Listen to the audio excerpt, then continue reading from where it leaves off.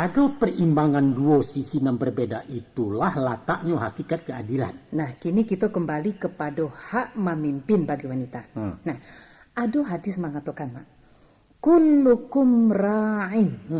Dan satarihnya. Artinya, setiap kamu adalah pemimpin. Kalimat kamu di situ, bukan hanya terbatas untuk laki-laki, tapi juga untuk padusi. Itu catat tuh, Mak. Ia boleh memimpin, tapi bukan memacik tambuk pimpinan. Itu mutlak hak laki-laki. Sebagaimana Allah berfirman, Ar-rijalu qawwamun 'ala nisa. Sesungguhnya laki-laki itu pemimpin bagi wanita. Itu harga mati. Kalau menyelingki, ia berhadapan dengan tembok hukum. Barangkali itu sebabnya sepanjang sejarah tidak pernah ada seorang pun rasul perempuan.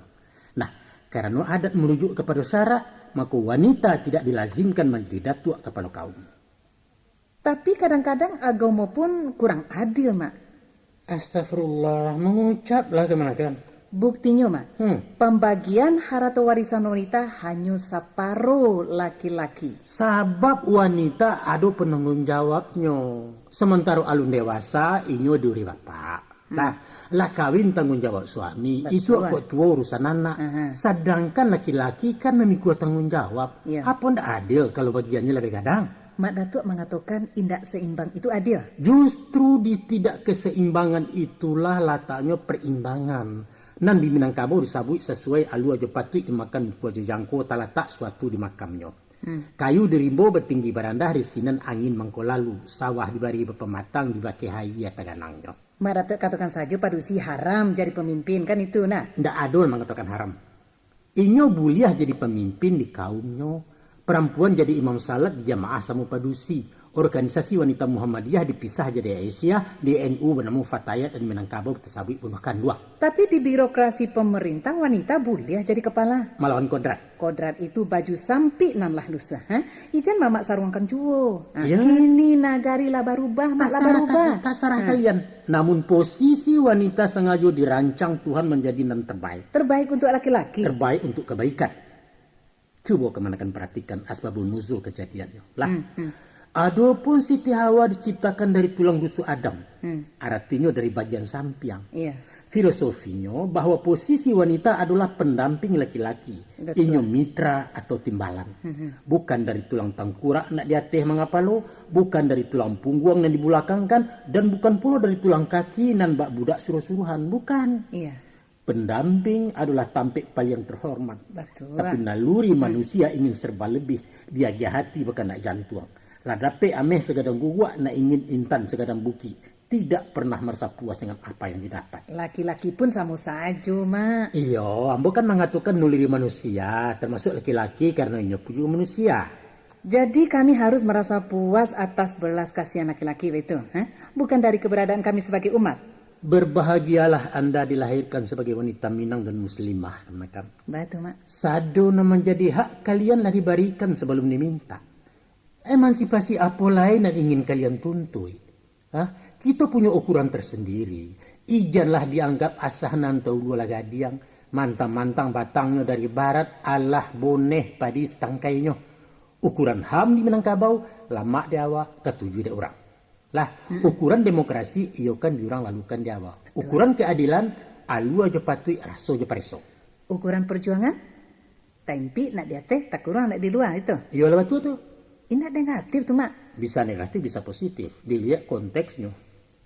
Namanya baru dia mamak juga manakan. Ya tentu nandek mamak juga nang kalalu. Salah. Baku salah, Mak. Kebenaran itu ndak salamunya cucu dari ateh tapi dia membosek dari bawah. Nan pangka luruhnya makanan tiak kok bungka menahan nasah bana menahan bandiang. Artinya kebenaran nan tahan uji. Kalau ambo katakan bahwa sesudah Islam hanya ajaran adat Minangkabau lah nan menjunjung tinggi harkat wanita bukan tanpa bukti. Apa buktinya? Lihat sejarah. Di zaman jahiliyah, anak-anak padusi nan baru lahir du kuboi du idik sebab mubazir isu ndak bisa parang. Malah nambedo koknya tumbuh jadi rancak akan menjadi pangka bala maundang parang. Di India tempo dulu, maik suami yang dipanggang menurut agama Hindu mesti diikuti dari istrinya masuk api.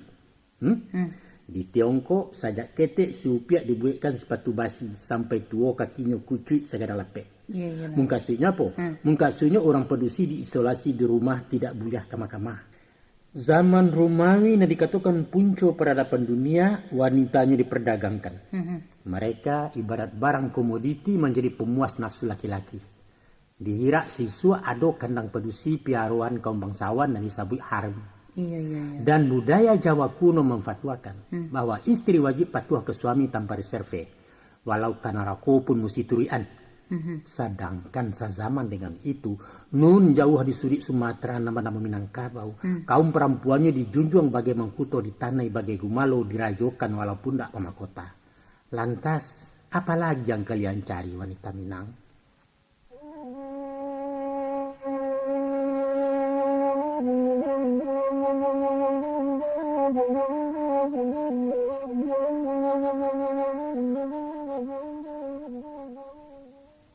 Kita tarikan, Mak. Lanjut. Kalau dibanding-banding jo daerah tetangga, kok, Mak ya. Rasanya kebudayaan Minangkabau berada di level bawah. Kita satingke di bawah Batak, Pasmah, Rejang ataupun Lampuang. Mengkasih kemanakan Minangkabau alun berbudaya. Bukan tak itu, Mak. Atau masih sejajar dengan masyarakat tertinggal suku anak dalam. Ndak sampai kian bana do, Mak Datua. Menurut Ambo, budaya itu berbanding lurus dengan peradaban. Barangkali kemanakan ingin mengatakan bahwa Minangkabau alun beradab. Usah emosi dulu, Mak. Biasanya orang tua tu ba alam laweh ba padang lapang. Agak ibu lo tensi mama kenanya. Astagfirullah. Sasa angok den menangah kecil ko sebentar ko. Tolong Mama simak. Daerah-daerah nan ambo sabuikan tadi ado mempunyai tulisan sendiri. Walaupun jarang dipakai. Tapi masih dipahami masyarakatnya sampai diajarkan di sekolah.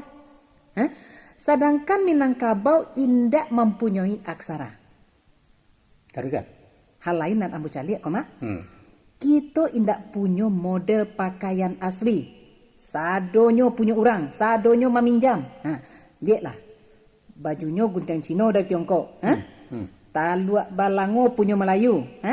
Sarawa potongan Aceh. Saruangnya bukan siapa kok Tanunan Bugis. Kupiah dari Malabar. Tarui, ada jo. Sampai pun kapado pakaian datuk-datuk kapalo adat semacam salua, Sarawa Batia, kari sadonyo buatan Jawa. Manyonan punyo awak, Mak. Nah lain, ada jo. Tarui dulu. Itu pun keseniannya, Mak. Talempong itu gamelan rang Subarang. Rabab dari Spanyol, gamai dari Portugis, rabana baimporlo dari Arab. Kucapi dari Sunda, randai lenong Betawi itu. Itu Mama nama ngatakan bukan nambo. Alah sampai dikemenakan. Cukup dulu, Mak. Kini giliran Mama. Silakan, Mak. Kato bayawak gaya mesambui kita siang cece. Iyalah. Tentang masalah tulisan, sabananya Minangkabau ada mempunyai tulisan. Aksaranya mirip tulisan paku, patah-patah bertitik dateh di bawah. Iya. Satu hurufnya dibaca sebuah suku kata. Mudah dipahami. Namun aksara Minang itu tidak membudaya sehingga tersimpan menjadi dokumen mati tanpa makna. Ada bukunya sampai kini? Ada. Tapi sangat langka. Masih ditemui tambo bertulisan Minang pusako satu keluarga di 5 kaum yang bisa dibaca sampai kini. Kalau kemanakan berminat bisa dicari ya. Mada tuh pernah mencari ya? Mama ada menyimpan ajat lengkap dengan ejaannya. Dikutip dari sebuah buku. Ba'a mangko indak berkembang, Mak? Nampaknya ada unsur kesengajaan. Mau kasih Mak Datuk? Orang Minangkabau indak membutuhkan alat bantu disabit tulisan untuk menerima informasi. Ini lebih yakin menyimak langsung dari tangan pertama, yaitu alam. Dari alam? Maaf, Mak. Ambo alum paham keterangan Mama. Orang Minang merakit rumus-rumus kehidupan bersumber dari alam. Alam takambang jadi guru, itu bunyi ungkapannya. Iya. Nah, gejala alam, tabiat hewan dan perilaku tumbuhan menjadi guru tauladan untuk disimak. Iya. Akurasinya sangat bisa dipertanggungjawabkan karena datangnya dari Tuhan. Itulah yang dikatakan ayat-ayat kauniyah tak tertulis. Dan nilainya hampir sama dengan ayat-ayat Qur'aniyah. Tapi apa bedanya dengan membaca nanlah dibukukan orang? Artinya kita menerima dari tangan kedua, nalah dipengaruhi imajinasi daya fikir seseorang. Iyo agak sulit ambo menalarkan kata-kata Mama tadi dah. Nah, macam kau. Ha. Tulisan itu adalah hasil rasa dan karsa si penulis. Betul. Indaklah dinamakan kreatif kalau hanya mengandalkan sesuatu nan lah masak. Urang Minang ogah dina bersifat instan. Kok lah ado nanta hidang tinggal manyu untuk apa payah-payah batanak mak? Disitulah kelalaian kalian kini. Bau tak kau tak urang pabilo awak kacadiaknya. Tapi kini ko zaman serba cepat mak. Mencari nan praktis, ekonomis, hemat energi dan waktu dalam mencapai hasil yang maksimal. Tapi jadi budak teknologi, jiwa kerdil ndak berkembang. Coba bayangkan. Urang dulu balatiah mahasa hutak, bukan mancawan gilo menampuang tak berluak dapat sekarang. Sedangkan anak-anak kini pergi sekolah mangkuk kalkulator. Ku ado soal matematika aljabar co kami siswa ke. Coba jumlahkan 4 kali 8 bagi 2 tambah 9 kurang 6. Tek tek tek tek tek tek. Jawabannya 9 balik. Batua. Cuman nama menjawab utak orang Jepang yang membuat mesin kalkulator bukan utak si muri. Potongan niko manusia yang kau jadi pemimpin iswa. Metode pendidikan kini lebih jauh maju mak dibanding zaman mak Datuk Perpatia dulu. Itu sebabnya generasi kami banyak dan sarjana mak. Saya iswa memang tidak banyak orang bertitel doh. Walau surang-surang berpangkat mister tapi ranun masak di batang bukan masak peparam karibi. Lebih berkualitas lulusan SGB dulu daripada D3 kini. Boleh diuji? Masa mama sekasih sekolah nak pakai tarompa, ha? Kini anak SMP sama anaknya onda. Tahu kalian? Ayam ras dan memanjo kan capek gadang badannya gapuak tapi daging gaca talionnya ambah. Hongok mau untuk balain jo ayam kampung carian orang. Iya. Dagingnya padek kami, taluannya bavitamin, kukuak panjang bulu bakilek, penampilan gagak balago baga. Iya. Sebabnya? Sebabnya itu mak. Karena ayam kampung mencari mengakai surang, mendiri duitnya. Bukan tahu dinan masak tinggal mencotok. Itu guru orang Minang. Deh, mak. Kok lah jawab kita menyimpang dari pokok persoalan ke mama. Kaji kita tadi tentang tulih manulih. Ini tibo lo ditalu sama nalu. Itu perlu sebagai pelajaran ekstrakurikuler namanya di kalian gini. Mada tuh menangkap sinyal dari perilaku alam itu baik. Tapi akan lebih baik kalau pandai membaca nanta sure. Dengan itu bisa tahu tentang sesuatu nan alun kita tahu. Kita baraja mendengar kece orang untuk perbandingan. Sehingga basuwo kebenaran menurut nilai rang basamo. Bukan menurut awak surang mak. Nan alun teruji. Nah di sekolah kelemahan Minangkabau. Kelemahan apa yang kamu kasih? Nan pertama ya. Tanpa catatan tertulis, kita tidak pernah tahu sejarah masa lalu. Selain hanya menerima kabar dari tukang kabar, nan kebenarannya ditolak kajian. Ya, kajian ilmiah. Kalau tadi Mama mengatakan ya, pantang menerima informasi dari tangan kedua. Maka carito nan ditarimo lah melalui puluhan tangan ditambah jo bumbu menurut salero si tukang kabar. Itu cie. Akibat mengandalkan ajaran alam, indak terwujud keseragaman pemahaman. Masing-masing bebas menerjemahkan sesuatu menurut penalaran surang-surang. Dan secara psikologis kecil orang gini kok maaf. Raso pede, li tahu mak pede, percaya diri, nan balabihan, akan mendatangkan egosentris. Maraso manang surang, bana sendiri, melecehkan pendapat orang. Nah, menjadilah inyo takabua, congak dan hongeh. Itulah nyo orang Minang mak. Dewa tu sakareh tu bah. Ndak kareh do mak, kenyataan. Kata orang bijak, lihatlah diri Anda melalui mata orang lain. Tentu tu mak. Atau boleh juga mencaliak jomatu sendiri di dalam camin. Tapi kok buruak muko awak usahlah kacau dipacakan. Mama ini ungkapan orang mak. Ungkapan apa tuh? Lagak Padang omong Betawi, tipu Aceh gurindam barus. Orang Minang paling pandai berminyak ayam mak. Geliang bak geliang siriah lareh ke. Indak tahu tampuk lah layu lantam dareh piluru hampuh gadang tungku hendak berisi. Aikolah kibaiknya kalau bakal manakan jadi ya mama lah diono. Tadi kan mak datuk mengecek, lupa mak. Airan kecek mbak. Kebenaran itu indak salamonyo cucu dari Atema. Aduh kalonyo mambose dari bawah. Betul. Tapi dibanding dulu ya. Kok ditapi dindang tareh nak bersisi hatah jabareh weh. Silakan mama bandiang. Aduh pun nan kemanakan baca tadi itu. Aduh jawab tu aja. Biar mama terima dengan catatan. Itu catatannya mak. Dan menjadi kekeliruan kemanakan adalah membuat foto masa lalu juga kamera model kini. Ya, memang siapapun tahu bahwa lalu lintas komunikasi kini nan paling ramai dilalui adalah jalur media cetak tuli manuli. Betul. Tak salah tu. Iya betul. Nah, Iko mama lukiskan suatu ilustrasi sejarah lah. Mak. Usai perang Padri, pemerintah kolonial mulai membuka sekolah untuk anak-anak jajahan dan disitulah orang awak mengenal tulisan Latin.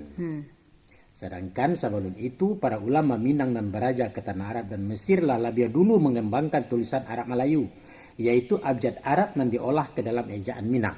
Iya. Dengan tulisan itulah dicetak buku-buku tambo ala Minangkabau, buku agama, serta koran dan majalah sampai menjelang pertengahan abad ke-20. Waktu itu tulisan Arab Melayu lebih populer dari aksara Latin, bahkan menjadi pelajaran wajib di sekolah-sekolah pemerintah. Mama bisa tulis baca Arab Melayu, Mak? Insya Allah, lancar sampai kini. Waktu SD dulu, Mama biasa menjadi upah membuat surat di tulisan itu. Rupanya dari ketik mama kita kolah kreatif juga Maya. Tahu enggak apa upahnya? Ya tentu pitih mak. Salah. Tu jual tu. Jo pisang rajo sesikek.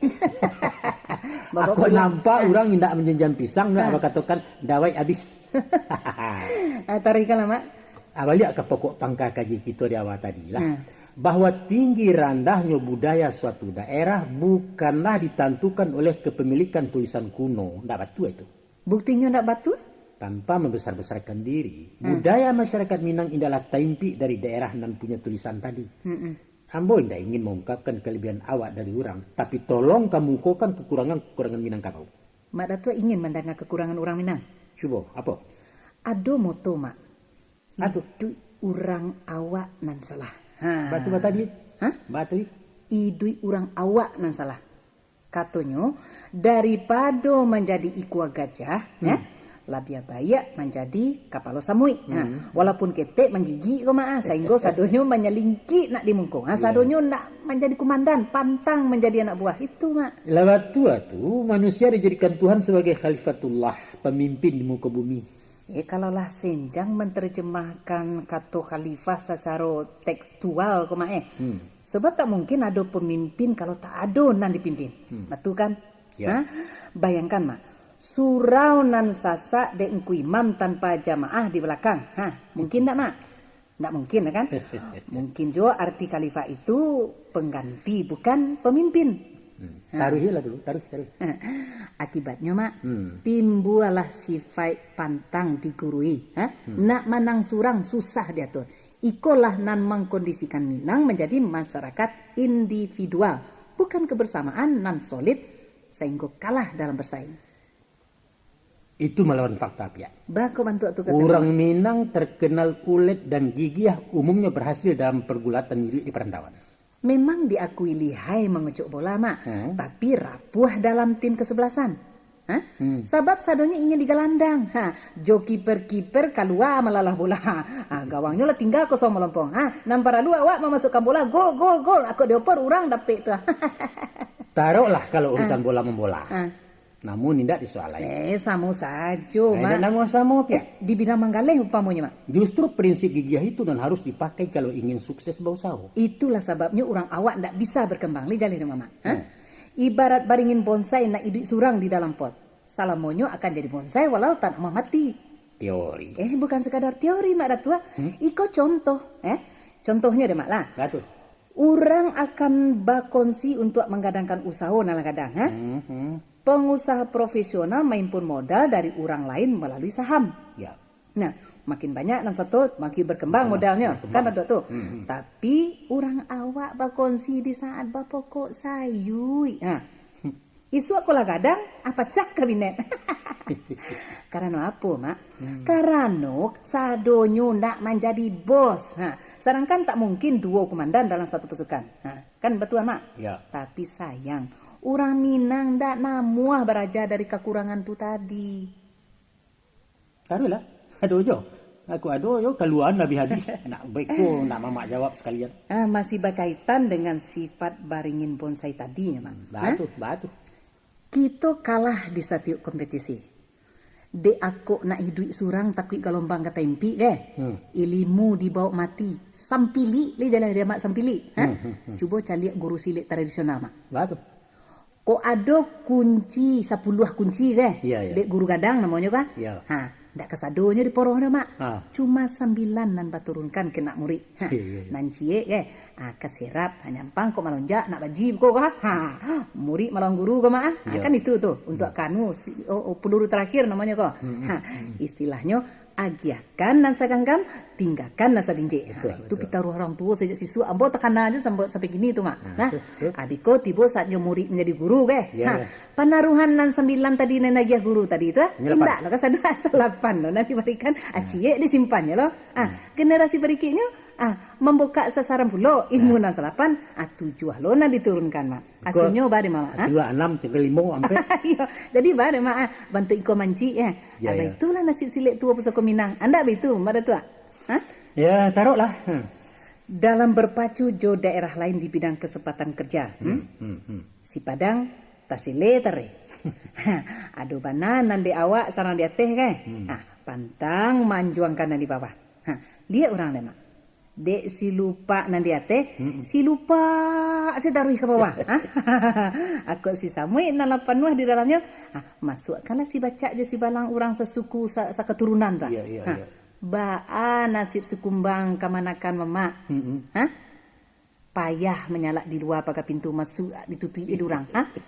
Sementara Mama mati dek bangka. Oh kamanakan dia nak kemana iko banyak lah cerita, Mak. Kalau nama ruko orang Minang dahulunya kini orang lain namanya Bi. Kami mengisai Jarami nama tu Jarami Masyak memilih salibu di Pamatang DA tu, Mak. Dia ulah sampili kariang kau tadi. Sampili kariang senior kami nan dia teh dulu tu Coba dengar kemenakan. Tu, Mak. Kehidupan itu ibarat 2 sisi mata uang dan orang bijak selalu memandang dari kedua ranah yang berbeda. Kalian kecewa dengan sikap senior nan di atas, tapi pada hakikatnya mereka melakukan terapi pendidikan. Pendidikan? Pendidikan macam apa tu, Mak? Pendidikan mental spiritual. Kamanakan Mama indak boleh cengeng rapuh semangat. Kesempatan itu diciptakan pihak bukan diminta-minta. Kalau awalnya sajalah di pangku, alamai kalau puak di pangkuan tak bisa hidup mendiri. Aduh mana pantunnya tu, Mak? Apa tu, Mak? Dijajah sawah dialai isua indak taganang lai, diajah hidup marasai isua indak tagamang lai. Ibarat anak baraja tagak kamanya. Tentu dituntun ditatah dulu baru mampu berjalan surang. Kok nyolah capek balari isua giliran nyolo nama orang. Kan begitu proses kehidupan, Mak. Sistem pendidikan Minang klasik melahirkan manusia berkualitas. Meraih prestasi harus merangkak dari bawah. Semakin sulit mencapainya, semakin tinggi pula nilai yang didapat. Iyalah. Tahu enggak? Menjambo buah dari tangkai rasanya jauh lebih nikmat dari memilih nang gugua di mulutnya. Betul tu, Mak. Barangkali itu rasionya kondite anak Minang lebih tinggi di bursa tenaga kerja asing. Iya. Ya, kreatif. Ya. Kayo jo ide dan energi. Dan energik. Iya. Dinyo arif. Iya. Sesuatu yang lebih baik dari hanya mengandalkan kerajinan semata-mata. Pikirkan itu. Kita beralih ke soal lain, Mak. Soal apa? Baat tanggapan Mak Datuk dengan dakwaan bahwa orang Minang pengemis mode. Malah ada semacam kebanggaan memakai punya orang. Barangkali itu semacam indikasi kemiskinan budaya Minang juga. Bukan pengemis mode kemanakan. Itu apa, Mak? Tapi ciri-ciri orang selera tinggi. Salero tunggang kena lama kok mato condong kena rancak. Ambo rasa itu wajar-wajar saja. Tanda kita tak punya jati diri kita? Bukan di situ label jati diri kita pasangnya. Adapun mencontoh model yang dianggap trendy biasa saja dalam dunia lagak-malagak Dan kita tidak melutuk mata-mata stil orang lain dah. Tapi diolah, dirancang, dimodifikasi menurut gaya kepribadian sendiri, kemudian baru diklaim menjadi busana Minang. Nah, coba perhatikan batik umpamanya, Sarawak batik ya. Bahan bakunya nan cuman punya Jawa, tapi orang di sini tidak pernah membuat Sarawak dari bahan batik doh, kecuali untuk saruang. Iya. Nah, baju yang Cina yang kita pakai tidak sama jo aslinya dari Tiongkok tu doh. Itu pun saruang bugi dek kita untuk disandang di leher laki-laki, sedangkan di Sulawesi pakaian orang Padusi. Bukankah itu namanya bukti kreativitas orang Minangkabau? Tapi mengapulo para datuk sebagai rajo, ketua adat latah melatah memakai salua ala Blangkon. Oh, balangkon. Kalau di Caliak Bantua, balangkon je salua berbeda jauh. Barangkali gaya potongan salua lebih dake ke India atau ke Parsi, dan itu sah-sah saja, bukan? Artinya pakaian datuk indah ado nan asli Minang. Siapa mengatakan tak ada? Mengatakan tak ada itu siapa?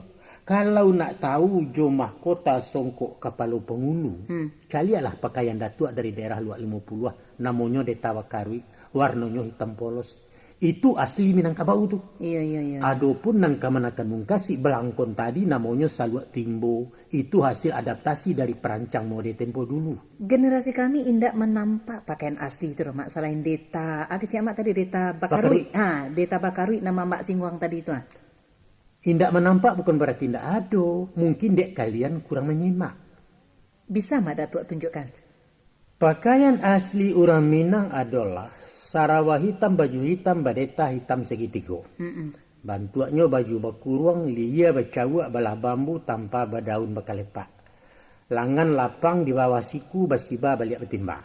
Alah. Iya. Sarawak pansi gadang kaki pisak jatuh lakinya sentiang. Itu kan Sarawak. Iya. Persis Sarawak kulot anak gadis tahun 80-an dulu. Itu mode punya awak nan ndak ada di orang lain gitu. Kalau pakaian Padusi Mak? Hampir sama. Bedanya Sarawak menjadi saruang, detanya jadi tingkul luar.